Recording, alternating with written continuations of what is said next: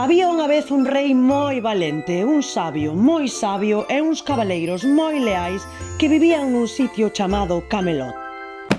O reino perfecto, ou iso dicían, se non fora porque por Camelot andaba tamén unha meiga chamada Morgana.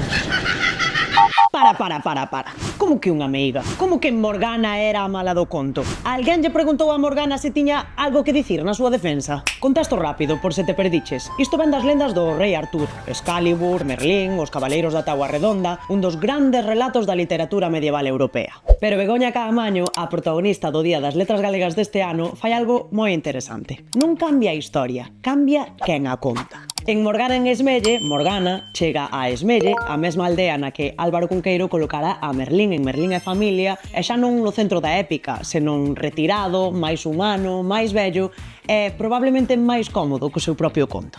E en vez de batallas ou maxia, pasa algo moito máis incómodo. Os que acabaran sendo rivais sentan e falan. E falando aparece a pregunta que atravesa todo o libro.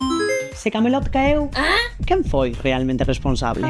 Porque Begoña Caamaño fai con Morgana nesta segunda obra algo moi parecido ao que fixo con Circe e Penélope na súa primeira novela. Elixe unha personaxe que sempre foi a mala do conto e dalle algo que nas historias antigas nunca tiña: voz.